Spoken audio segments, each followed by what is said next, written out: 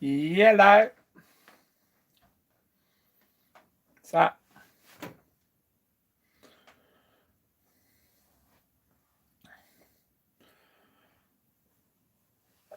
hey everyone. Welcome back, Poppy. I'm glad you turned up. Bad pennies, they say. Awesome. Who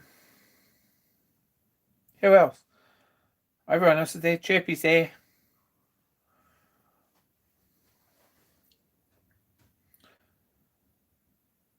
I've sort of been following along a little bit, but I haven't really.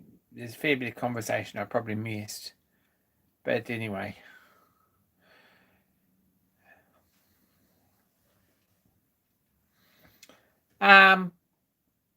Congrats on the 1,000 subs, Matt. That's an awesome channel. It's worth checking out. As Presso says. No, it was Cam said the other day. Go check out Matt's channel. It's good. Dan Shed's here too. You got a new video up today. Go and check that out.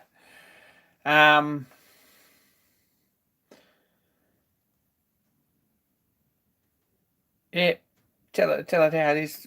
Wednesday, obviously, at Dan Shed, but it's a pretty good video. You should go and check that out.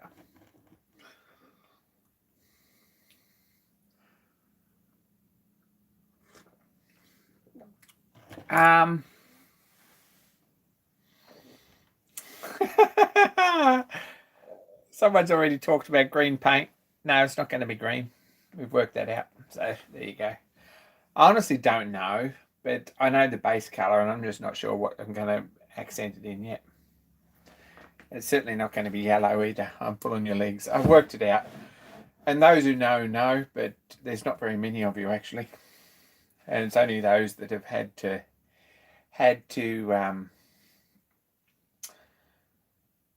who've offered to supply parts for it. They've got a match. That's the only reason.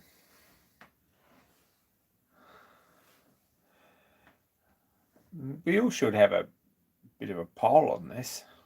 If anyone can guess the colour, they should win a prize. There you go.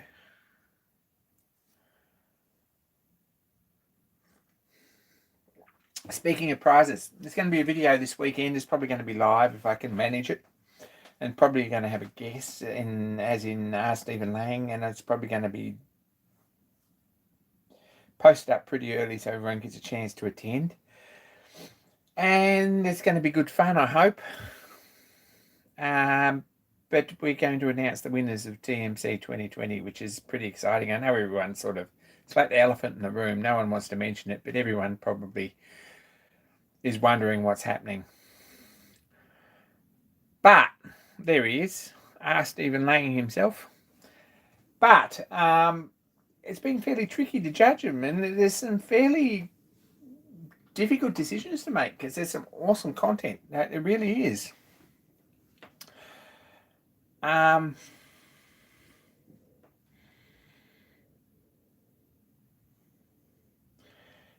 we should. That's pretty exciting. So that'll be this weekend sometime. We're going to have a bit of an announcement on that.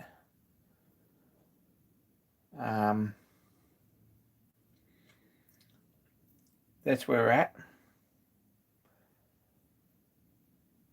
Gosh.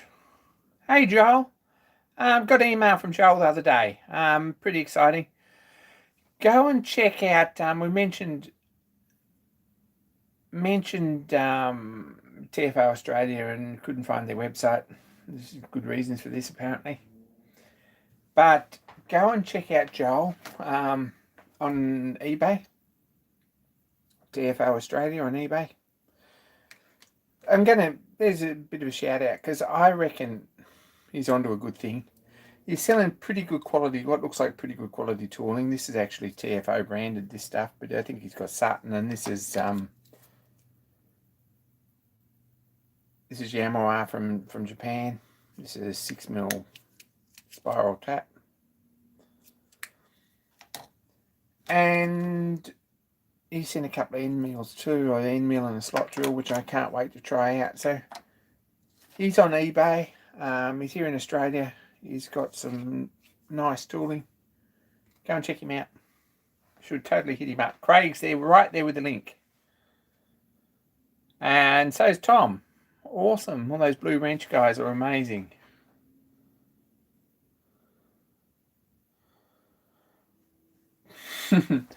Oh, well, thanks, Aaron. Aaron's here twice.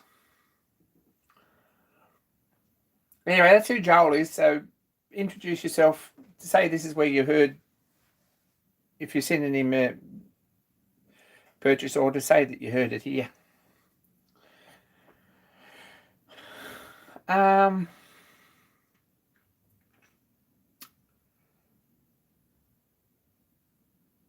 Now, 2 heads are better than one, Richard says. For anyone watching from overseas, the Tasmanian thing, there's some sort of, I don't know where it even comes from, that the Tasmanians have 2 heads.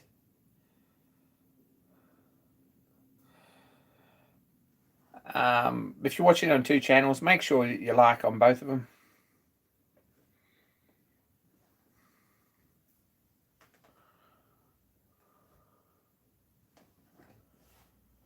Yeah, I had a bit more of a look too, and I'll certainly be ordering.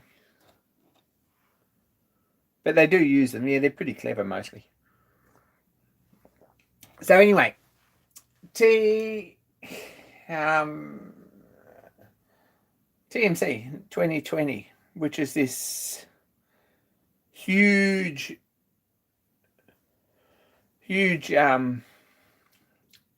like, it's a crazy thing. There was 35 separate entries, and they're all amazing. Like, no one really disqualified themselves. Just about everyone had, yeah, pretty clear outcome that we knew what they were actually making.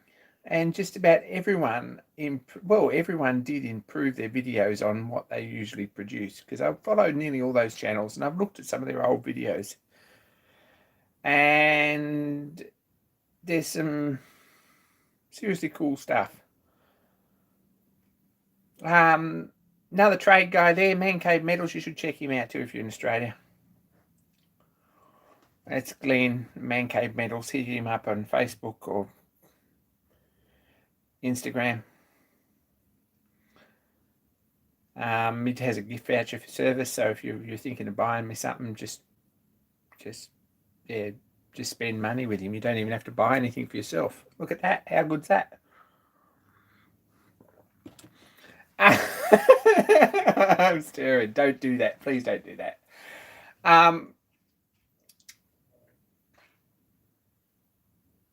Mike from Cornwall's here.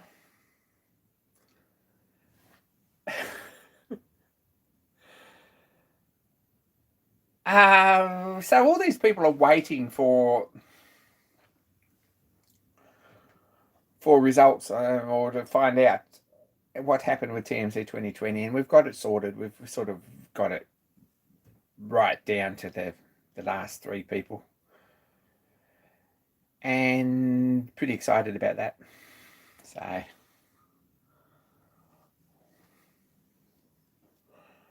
what else has happened? What's everyone working on?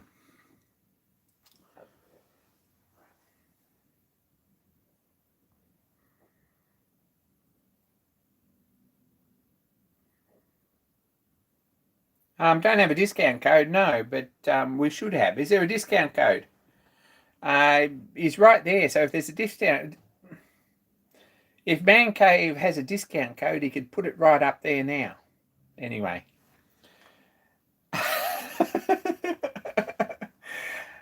Garden Machine Shop. G'day. What an awesome channel. Go and check that out. He had a TMC, Ian, I think it is, had a TMC 2020 entry that was pretty good. Bit of a wild card at last minute. There was a few of those.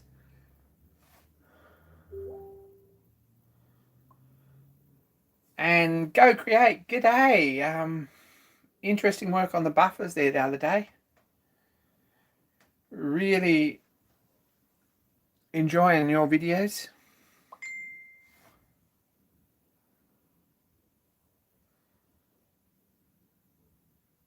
Aaron's working on a CNC video. Dan Shed has the boiler inspector booked for tomorrow. That might be exciting. I saw that video. Big steam engine.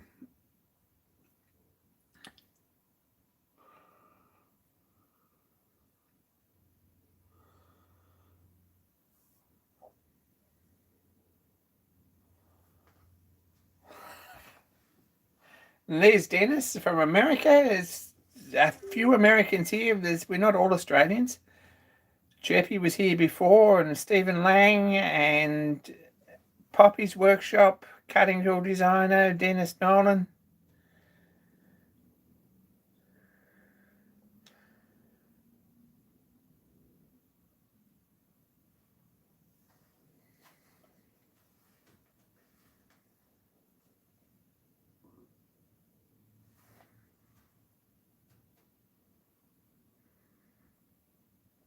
Hal Pickering, g'day.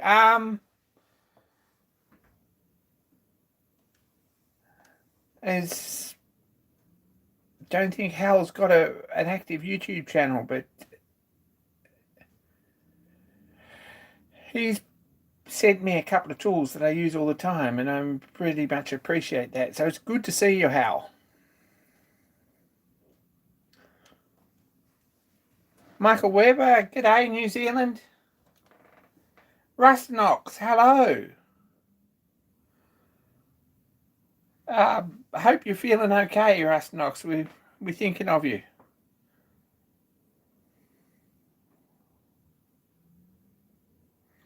That's good. Expecting videos again. We're not really expecting videos, but we're at least expecting you to get out and do some cool things. No pressure. Willem, g'day.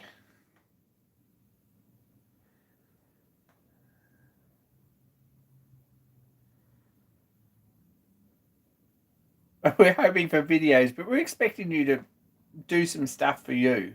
That's where we're at. JB, g'day.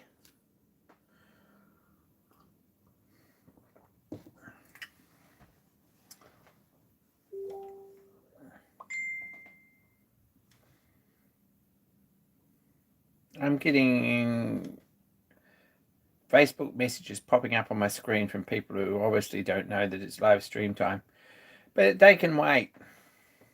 There's always one or two.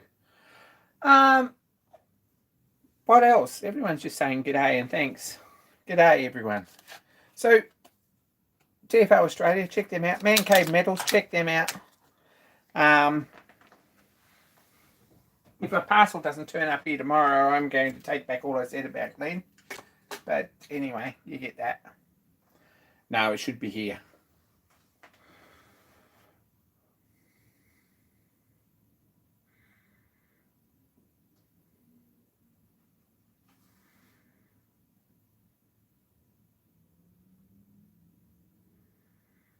Machine said, can you get 2mm silver steel drill rod? Yes, you can, fairly easily. Metric and imperial sizes here in Australia anyway.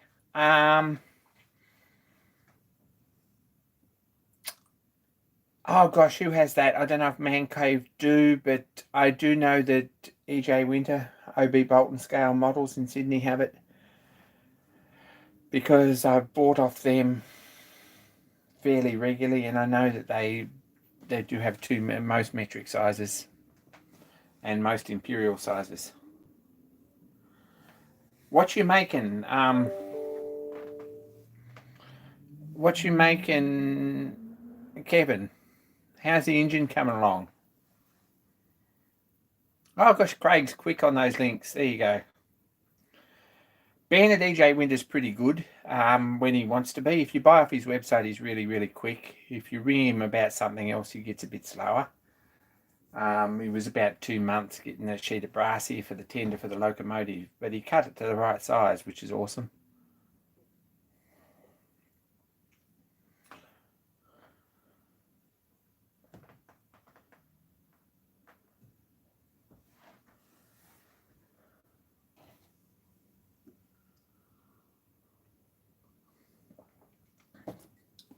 Yeah, it's a lot of stock to carry for someone who just wants some odd size. I've gone to 4 millimeters for this and for the valves on this. Valves are here somewhere. It's here. Oh, gosh.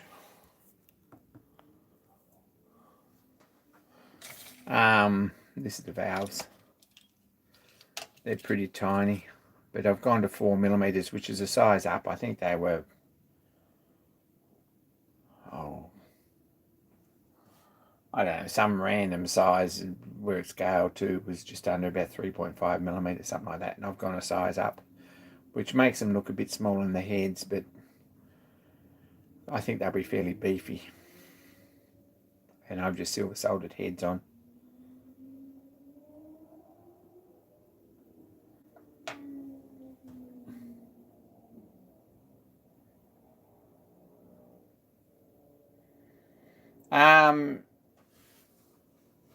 There's another one, Marcus Christensen. Check him out if you want to buy some brass stock or bronze stock. Tommy Gun, I wish someone would stock 10mm high-speed steel. Yes, that would be awesome. It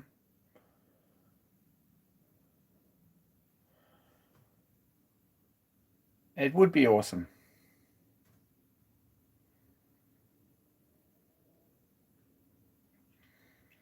I just ordered I got some new old stock 11mm carbide for D-bits for the valve chambers in here, which have got to be sort of a round corner flat bottom to get maximum opening between the ports, I think.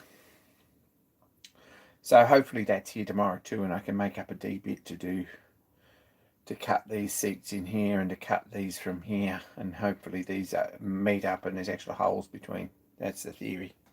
I'm not that particularly confident about it. The trouble is with Marcus Christensen turning up, he was everyone asking for a price list, and he's not particularly good with that. So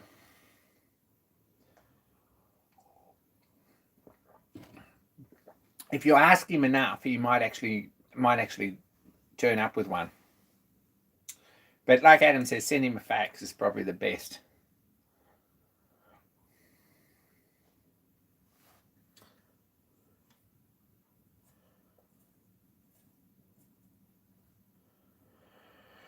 So I've been fixing alignment issues with this if we want an update. I don't know if you can see this, but I've got a guard on here because it splashes oil everywhere. And I can't put my fingers in here now, which means that I won't get my fingers chopped off.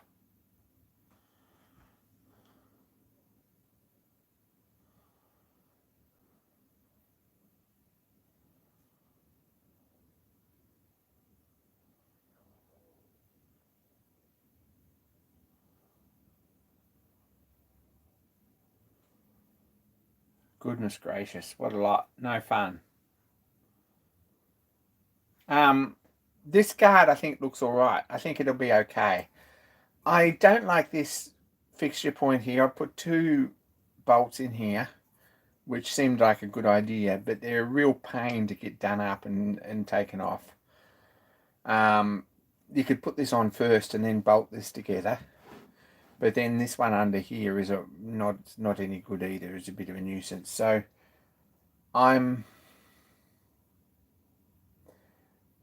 not really feeling like it's a good idea, and we could modify it and we could bolt it down here. Maybe it might be a better idea.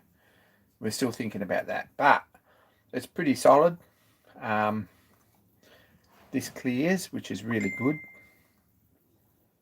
And we've got a new oiler on here too, which is awesome.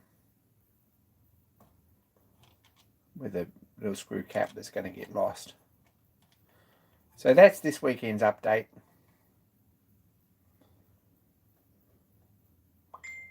Where did the guard come from? Out of my head.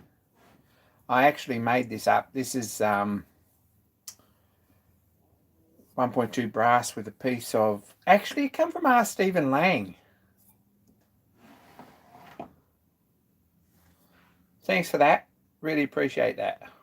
I'll move the camera.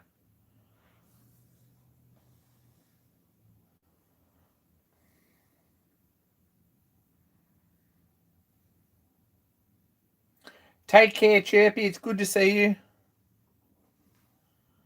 Don't fall asleep. Take care of yourself.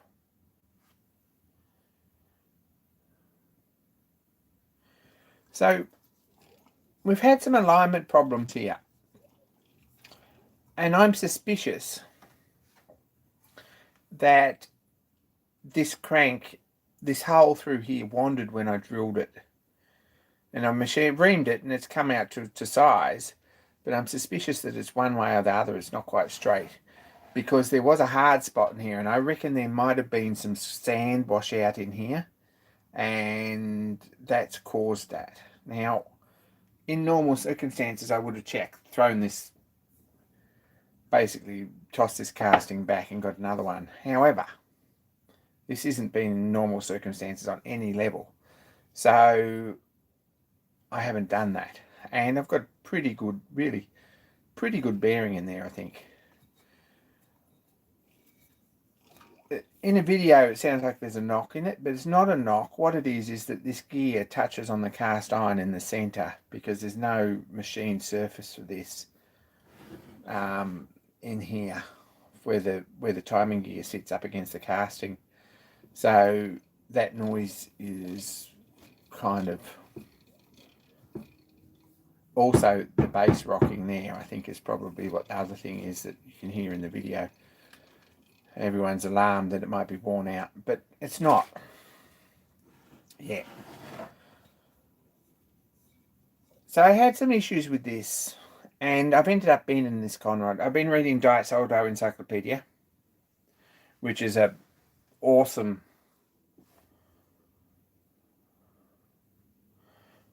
source of all things petrol engine from the 1930s. And you see that this sort of technology was completely out of date by then. But there's some advice on aligning and bending conrods and things like that. So I've put a bit of a bend in the conrod in full disclosure.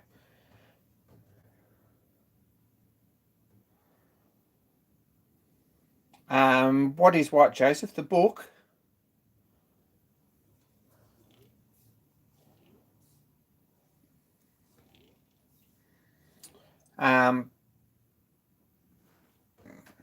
The book. I'll get the book.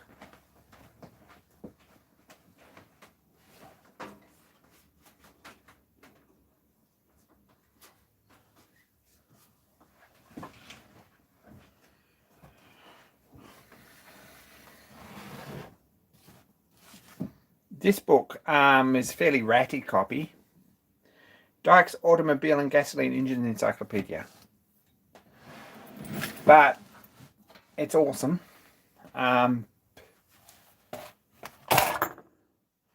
It's got everything in it from timing and ignition, valve timing, chain. There's some pretty modern stuff for the 30s. Spark plugs and spark timing, spark gaps, through to like electric generators and dynamos. I don't know if there's much about alternators in here by then, but electrical starting apparatus, gauges, operating a car, how to drive. It's pretty cool. Judging and testing a second-hand car in 1930, which is awesome. See if the clutch slips when taking a hill. That's very important. See if it drags when released.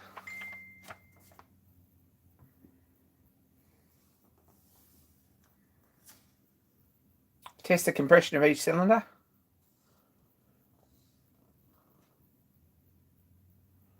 See, make sure that the cylinder walls are not scored or cut. That's a pretty smart sort of a thing.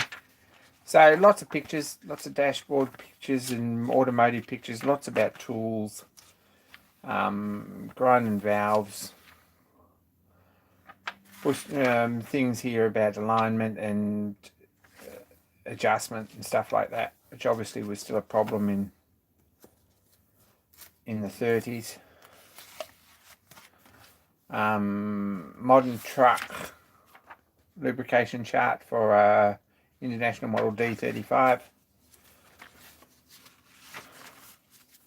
So lots on commercial vehicles there too. Awesome book. If you see one secondhand, they're pretty expensive dollars in good condition. But if you see one and you're interested in that sort of thing, it's a good read. John Creasy.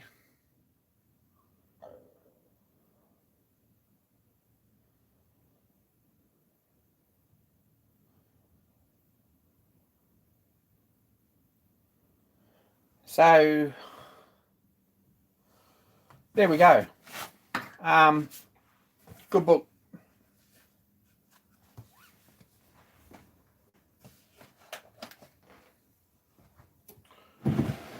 So this is all lined up pretty nice.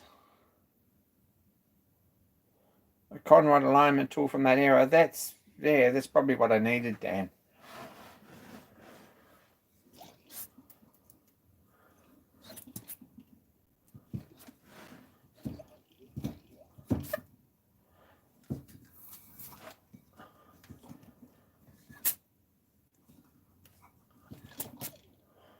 So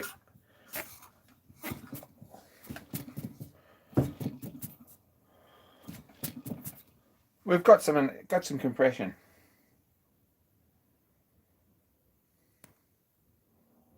Hey, Aid. Who else I miss? G'day, everyone. Anyone who's coming in late. Yeah, the thunking sound is the bass wobbling, John. That's very true. It needs bolting down because it's a bit of a problem. It's a bit top heavy on this side. So we're going to have to get a decent bass or box for it. We've got something sorted out there.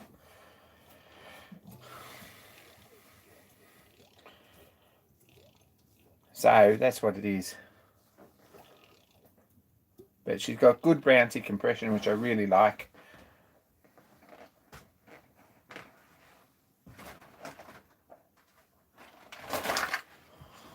Now, I've had this set up and tested the spark. That's about as far as I go. But we've got a buzz coil and a gel cell battery. And I bought a switch, which I'm probably going to make a nice etched black and brass escutcheon or outer piece on it. It says ignition, something like that. And I've got a 1 amp fuse to go in it.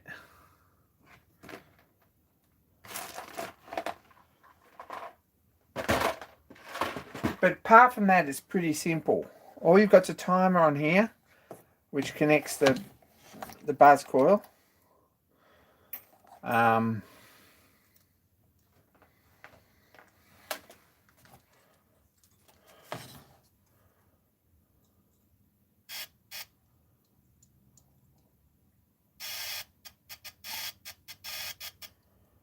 Don't know if you can see the spark on the buzz coil there. So, and off this one, if you hold this one and touch the engine, that's what makes you hang on to things. So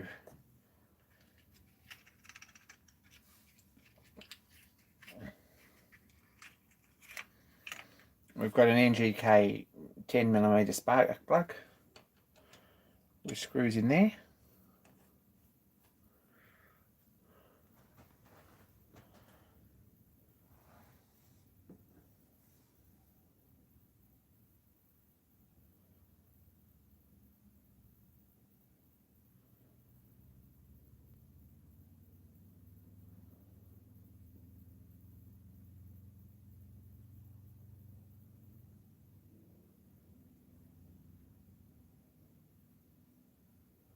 So that spark plug's in there loose, but we've got pretty crazy compression actually.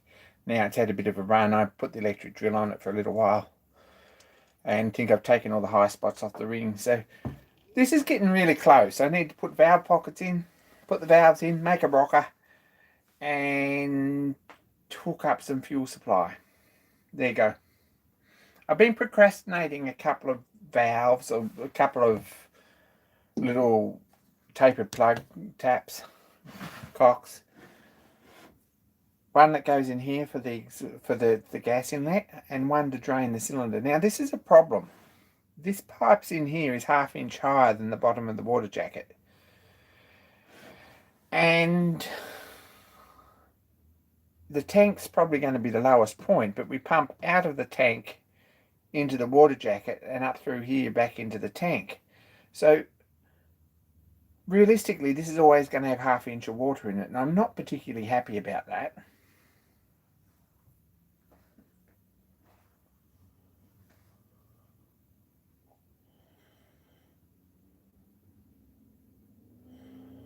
No, I haven't, Aaron. Anyway, whether I put a tap in here to drain it, which looks a bit ugly, or whether I put a tap in the bottom to drain it and a pipe out through the side, out through here with the elbow, that might be nicer. But I think it needs something to drain the lowest point of the water, and at that point it's here. I've ordered gaskets, so I've ordered a cork gasket to go under here for the water jacket. And I've ordered, you're going to all shoot me, but I've ordered Teflon for a head gasket and all the others. So this one too, and this one. So hopefully that PTFE will be that's what everyone seems to be using. It seems to be a good thing. Just 0.8mm Teflon, pure Teflon. So we'll see how that works. If it's a problem, we'll go back to copper, but I really, copper's, it's all right.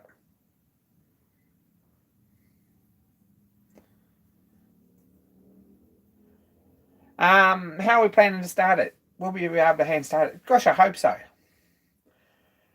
I believe so at this point. It's got a fair bit of weight in that little piston, only a little flywheel. And if we bolt it down properly, I think maybe we should be able to kick it over and hand start it. I'm not going to fit a crank to it because that's dangerous. But hopefully we can flywheel start it, and it'll start okay on the flywheel. If it doesn't, we might need to make an attachment for an electric drill.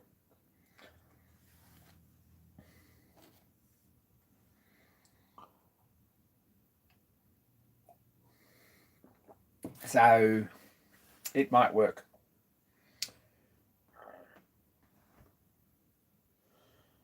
Yeah, I don't think it'll be a problem. I mean, we can put a cord on it too and a pulley.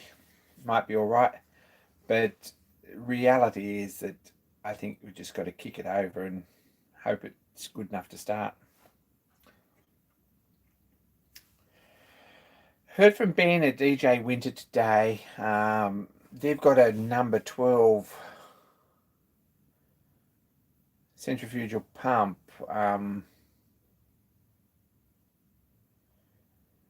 In their catalogue, and he's still looking into it because he hasn't actually sold one since he's owned the business and doesn't even know where the patterns are, but he's going to have a look and he's sending me some drawings. So that's a little standalone pump with a pulley, and that would be probably very nice on there. And then we can make a standalone tank as well, and that'd be a separate model from the same sort of time period. So that might be a really fun sort of a build.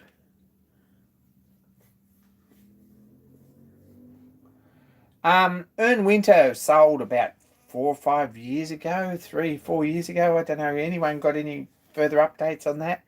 I think EJ Winter, see, he was getting old and he was getting a bit hopeless, to be honest. No one was buying off them because EJ Winter himself was just not processing orders, basically. And Ben seems to have bought the business and he's really, really good with everything. But in the 4 or 5 years between, he hasn't actually sold a pump kit. So it's coming, I guess.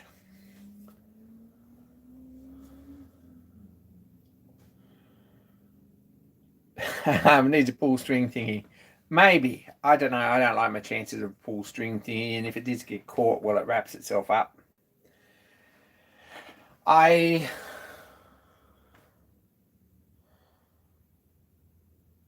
think I can with the spark plug in pull it over.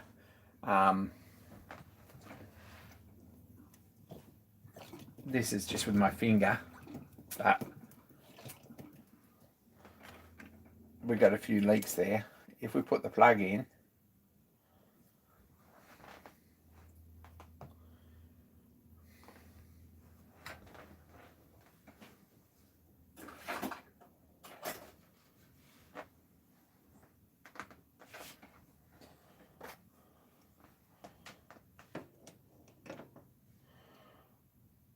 I'll get my trusty 6-inch Barco out. Keith jar heart out.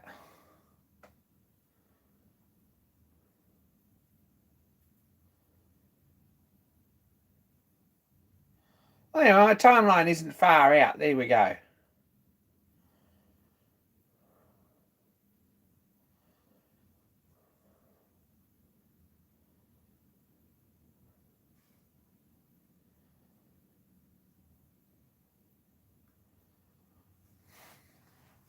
So with the plug in,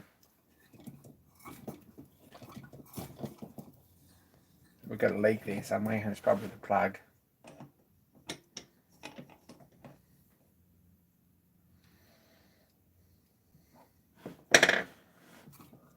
Yeah.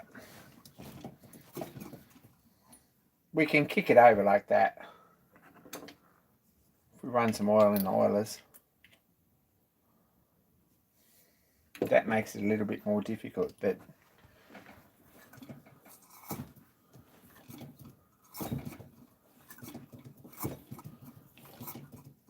I don't think it'll be too difficult to start.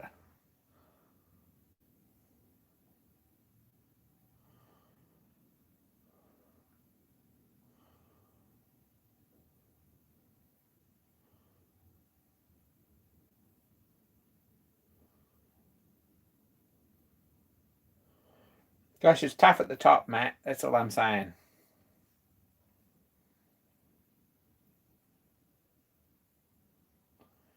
I'm not really going to put my fingers in the wrong spot. As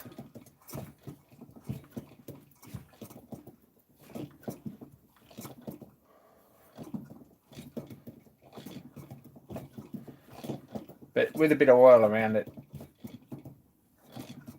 that compression will come up. It hasn't been really had any oil around it tonight.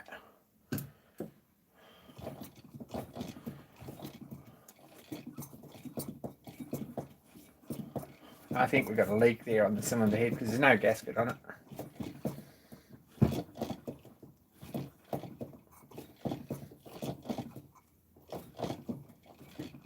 But I think it should have enough compression and it should run. There we go.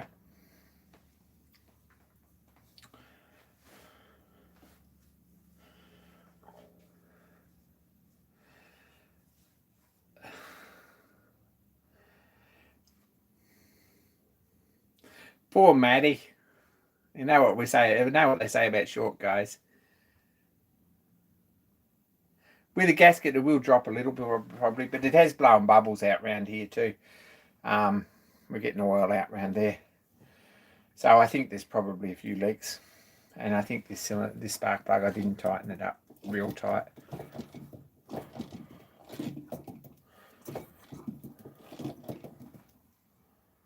But I think it'll be all right. Hopefully it's got enough to start and run once or twice anyway. Anyway, that's the Stewart 400 update.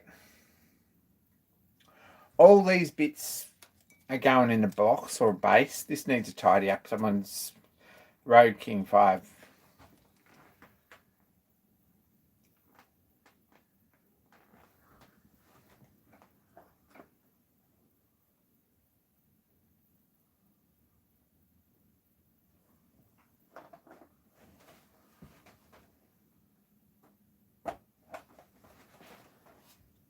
Yeah, 805 Road King on YouTube did this up. Put a new condenser in it. It is a bit tired, but just cosmetically. But he soldered these clips on. I would like to see something that this just slides in properly and comes out of to contact these. buttons, like a proper spring clip on the box. So everything's nice and tidy and good connection. I don't really like these very much. They're a bit hard to get looking nice in the box.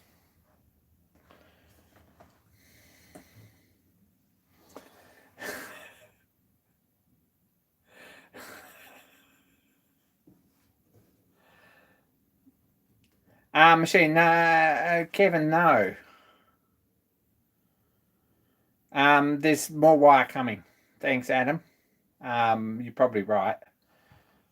But there is some nice cotton braided wire coming, I believe. Thanks to JB from Oz has organised that from a friend of his. He still hasn't got back to me on price, but I believe that's what's happening. So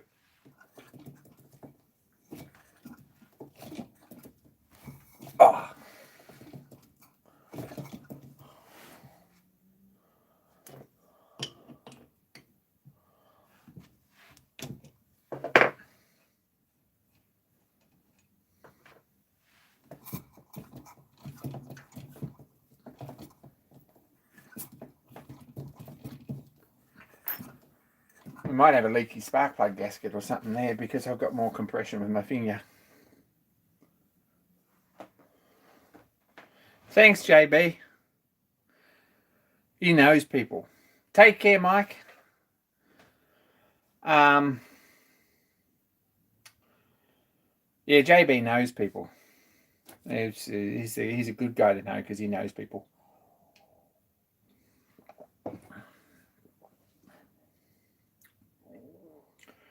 I think it's okay.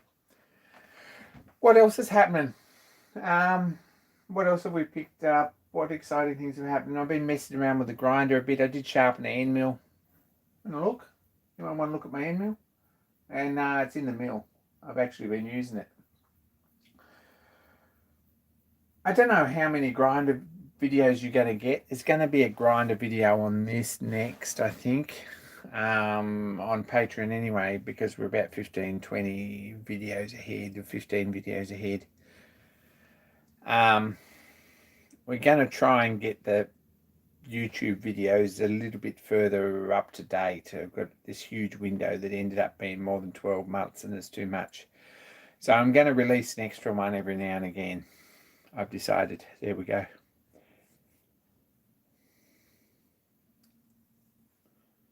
Is there a video on the finger guard? Not yet. It's actually in the can. It's in the camera. I haven't processed it, but I've got 4 videos that I haven't processed yet. So there we go.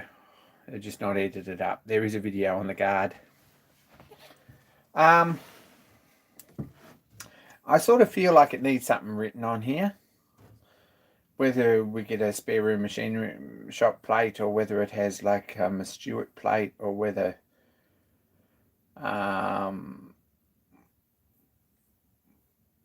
we put some information about it or something like this, or I'm not sure. I think I'd like to see something on here. And while we're etching, I'm going to do a cover plate for the switch as well for the electricity.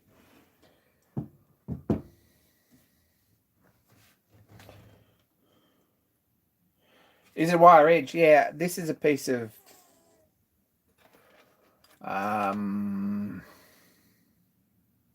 I guess that's 8. It might only be 2.5 millimeters of 332 or something brass, which is bent around there and silver soldered, so it's a wire edge around there. This is all silver soldered up.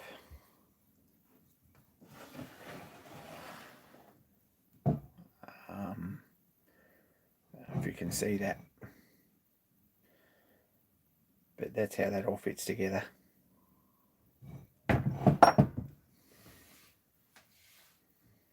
So anyway, there we go.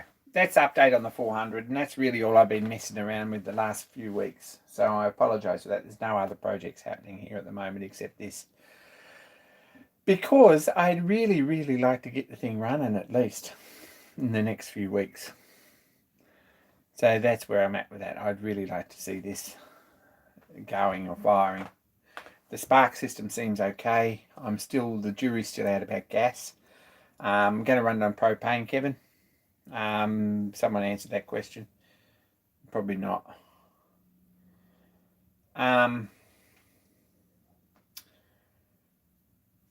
It's got sort of a built-in gas valve here on the manifold, which is this piece, which goes under there.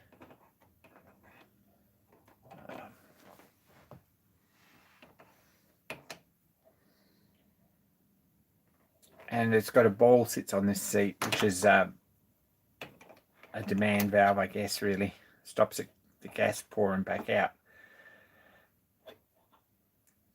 when the valve's shut and it's not sucking it into the motor. So hopefully it runs all right on propane. We'll see. Fairly low pressure. Still got to learn a lot about propane. I'm really not sure about that yet. If it doesn't, I guess we can modify it and put a carby on it. But at this point, probably I'm going to try and run it on gas. There we go. A little bit of progress on the tender this weekend too for Princess Marina. I'm not going to get out and show you, but I did replace a few bolts in the tender joints and the corners and things. So that's got the proper bolts in them now, and that all looks good. Propane has a lot less power. It's also a lot cleaner.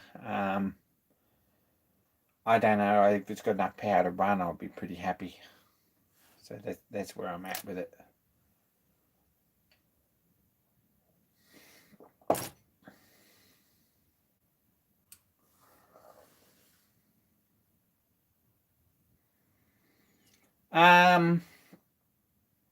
Dennis, I hadn't really thought about that, but that might be really cool. But no, I don't think that's...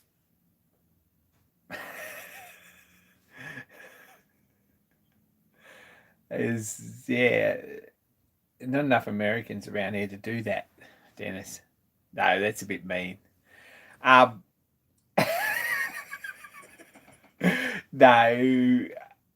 I think propane's the answer. It's nice and clean and easy, and it comes in a tank and it just on a camping stove. And it's just got a pipe in the side, and we don't even need a diaphragm valve. On an internal, like on a carburetor engine, usually they have modelers fit a supply demand valve, I think they call it, which has got a little diaphragm in it. And when there's suction on the carburetor side, then it lets gas through, and when there's not, it doesn't let gas through. So this little ball in here works the same way. So rather than buy a separate or make a separate one of those, we're going to try this first and see if it fires. It needs to run a fair bit richer on propane, I think, than petrol. So take care, Aaron. Good to see you. Go and check out Aaron's channels, both of them, and his steam engine build.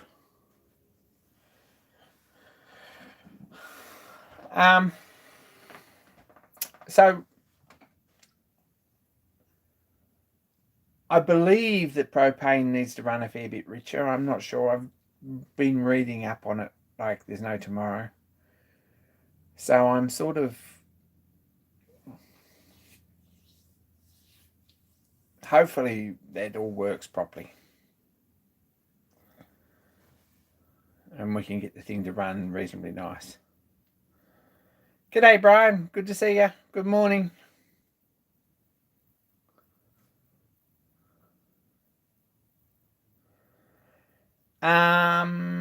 What else? What else has got to be done? With this, probably not much more. I've got to paint it. So I've got some green paint. And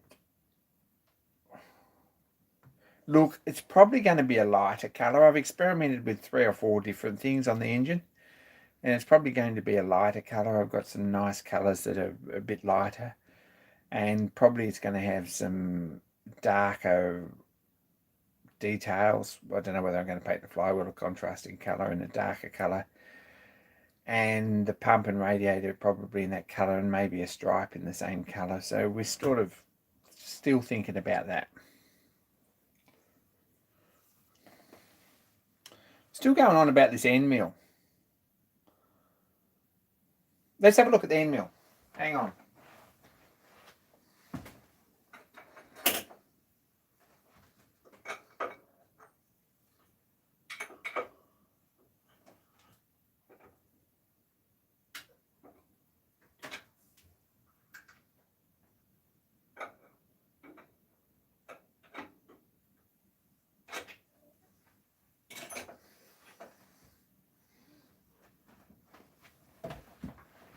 So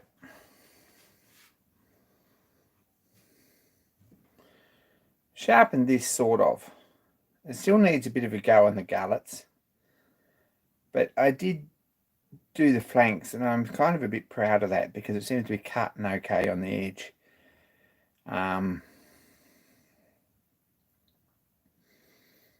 Reasonably well. I don't know if that's a fluke or what. Let's try and focus that.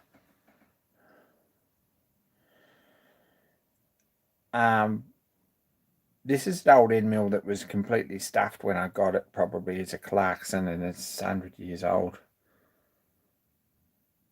It's 17/32 or some crazy size. It's not anymore, but it's really sharp actually. It's nearly a Seiko Niagara actually. You'll catch yourself hanging onto it. No, it's not even close. But it's not a bad end mill. It's not a bad sharpening job, maybe. I've tried to keep a bit of relief on the back.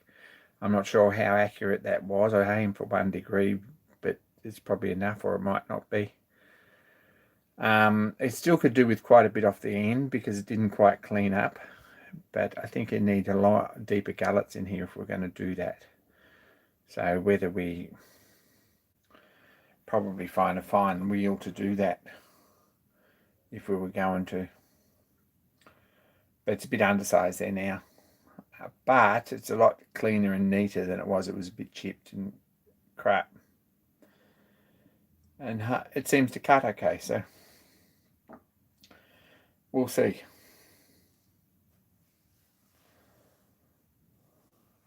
It's probably metric, yeah.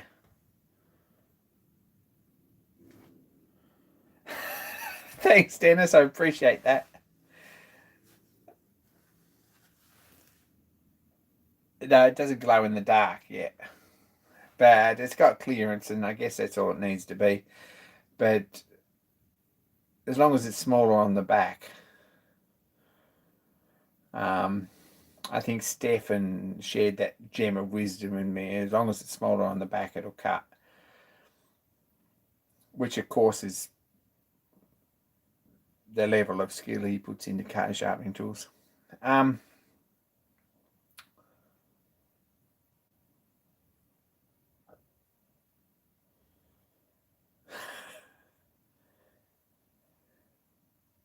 So it needs a bit more out of the gullets before we clean this up again and get the corners and points nice. And it wasn't cutting particularly well because the points still aren't perfect, and I'd like to see a bit more off the end of it. But that was about 3 hours setting the grinder up on Sunday.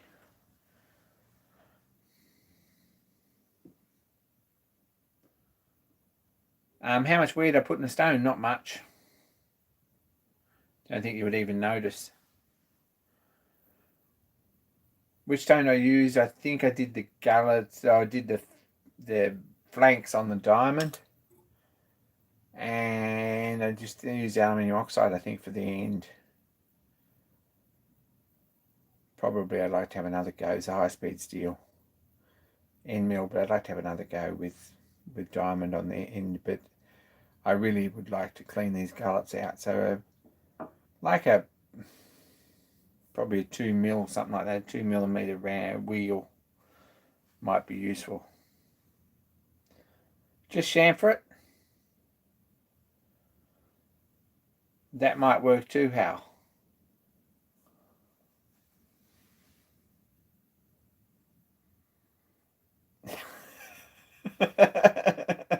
There is no return envelopes. So that's how it is. I promised a heap of people stickers, I think. I don't know who is watching this who I did promise a sticker to. If you're one of them, send me an email. I got some of them out of the way, but not all of them, and I'm pretty hopeless with email. So I'm pretty hopeless with actual posting stuff, as some of you probably already know. So if I promised anyone stickers or anyone needs stickers, I think I promised Rustanox one, and I should really get that sorted. I don't think I've done that one yet. I promised Presso one, and I finally sent him one. I'm not real good with mail, but if I need a reminder, just remind me. Don't be bashful about that. Send me an email.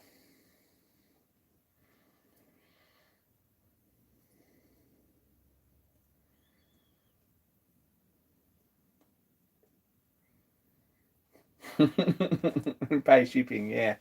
Buy yourself a grinder, Brian. Doing the end, touching up the end, was really only about 10 minutes work. Setting up these flanks to the flutes to grind them properly was a couple of hours. So there's a bit of work in that. Anyway, apart from that, there's not a lot happening. Next week we might have already announced the TMC 2020 winners. I hope, if all goes to plan. Keep an eye out for the live stream. I would love everyone tuning in and try and get Stephen Lang at least on the live stream as well if we can. And announce some winners and who's got to post stuff where. It's pretty exciting.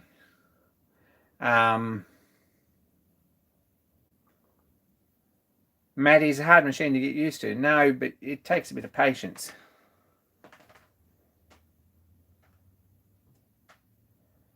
You got to sit down and be patient with it, and you're probably really good at that. I mean, the time you take for camera angles and things is probably about 10 times longer than me. So you're probably really good at that, but I have to just take it a step at a time.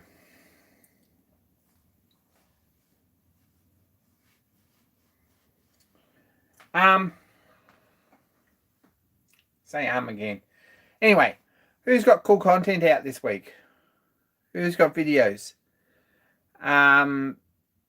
Stuff from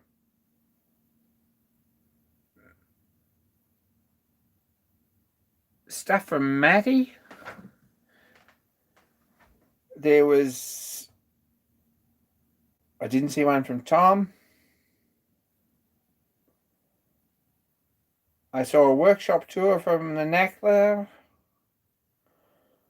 I saw an update on the block from JB.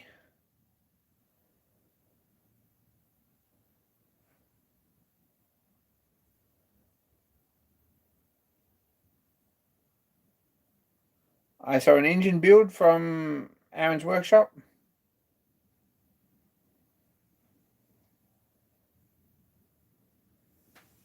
I saw a video from Dan Shed with an introduction on his steam sawmill project. Didn't see one from Kevin. I saw something about the optical center punch, I think. Saw one from Aid on the DRO installation. Saw one from Stephen Lang the other few days back on bluing.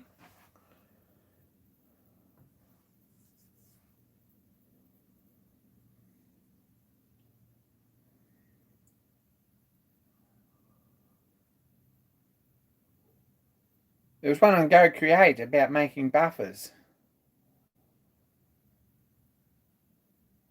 Go Create Hobby Workshop. There was a really good video from Rustanox about being happy and stuff. That was a really good video. Really enjoyed that.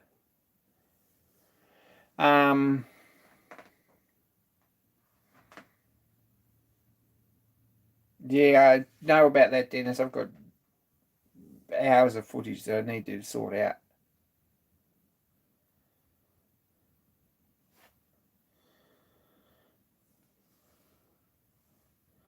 Check out Brian from MA. You totally should check him out.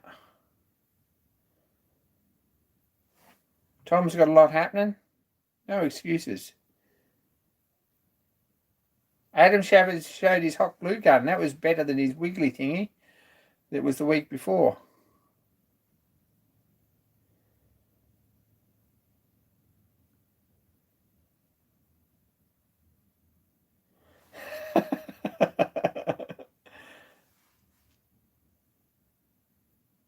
Oh, that's awesome. Steve, great to can't wait to see what you're making.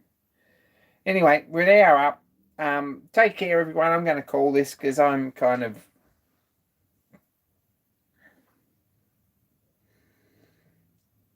Good luck with that. How will you perfect it, and then I might have the confidence to try.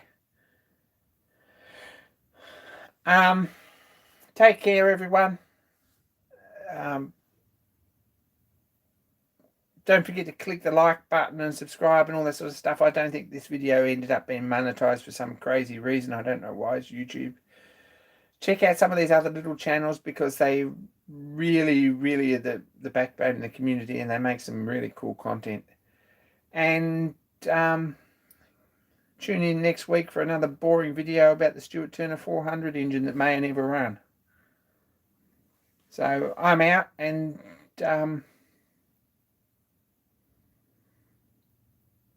be kind to each other.